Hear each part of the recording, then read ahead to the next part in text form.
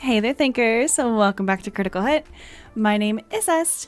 Now, I did not think I'd be making another video about this so soon.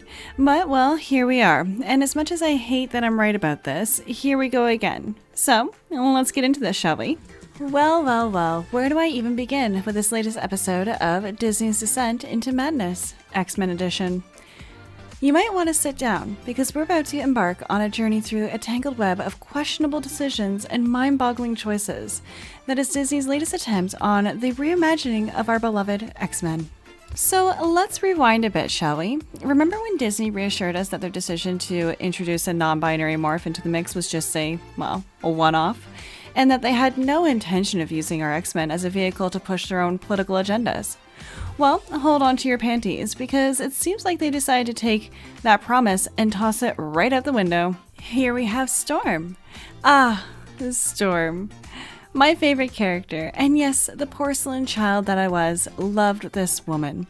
The fierce and iconic mutant that had the power to control the very elements themselves. What did they do to her, you ask? Well, it's just this little thing called gender bending, because apparently in Disney's world, nothing says empowerment quite like stripping away the character's identity and reshaping them into something unrecognizable. Bravo, Disney. Bravo.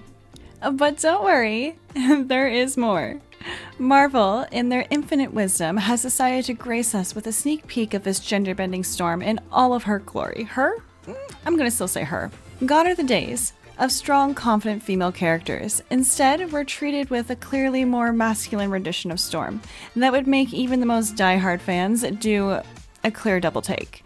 Because, who needs consistency or respect for the established lore when you can just throw gender politics into the mix? And here we have, yet again, Disney Plus has further damaged the reputation of our characters in the show by depicting Storm in what appears to be a men's suit with a short haircut, in Marvel's preview image here.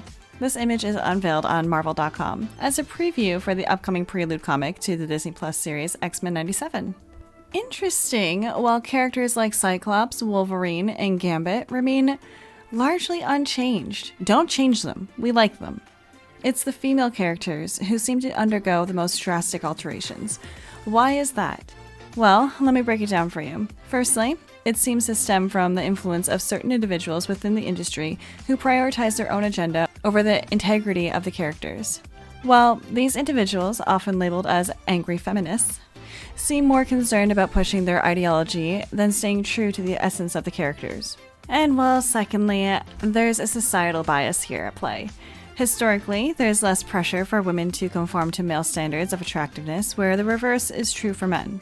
So when faced with the challenge of depicting strong female characters, it seems easier for some creators to simply masculinize them, rather than striving for genuine representation. In essence, these alterations serve as a dual purpose of appeasing certain ideological factions within the industry while also catering to the insecurities of individuals who may struggle to identify with traditional feminine traits. Is a cynical approach that sacrifices artistic integrity for the sake of political correctness and misguided notions of inclusivity. But don't worry, Storm is not the only victim of Disney's creative butchering. No, because I mentioned this in my previous video. Poor Rogue has also fallen victim to the relentless quest for diversity at the expense of storytelling. Remember when she was a heartthrob character? Well, say goodbye to that, because now she's been transformed into an androgynous, uniboob-wielding shadow of her former self. Because clearly, that's what fans have been clamoring for all these years. Why settle for mediocrity when you can just add a dash of controversy for good measure?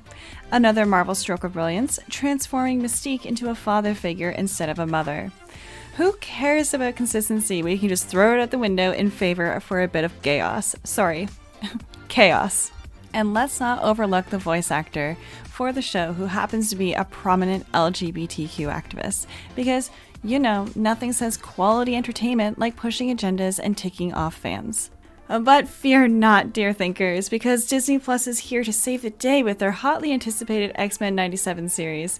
Hotly anticipated? By whom, you ask? Well, that's anyone's guess, but rest assured, they're pulling out all the stops to ensure that every beloved character gets their fair share of butchering. Fans can only hope that Marvel won't retcon Storm to be gay for X-Men 97 in a final insult to people who actually enjoyed the original cartoon. Well, truth be told, they probably will. I mean, just look at her. they probably will reimagine her into being LGBTQ.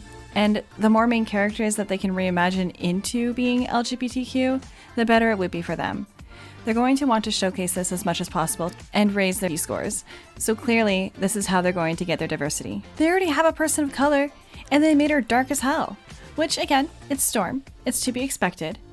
But this is going to be the way that they include more diversity for their characters that technically are already diverse as it is. So they're going to find ways to sneak it in, and I'm very curious to see how bad they're actually going to make it. Well, I think that's everything I've got for now. Let me know what you think down in the comments, and if you do disagree, please duke it out respectfully. If you made it this far, hit that subscribe button, tap that like button, and ring the notification bell to be notified for our next video. Well, as always, this is Est, and I'm signing off, so I'll see you in the next video. Toodles!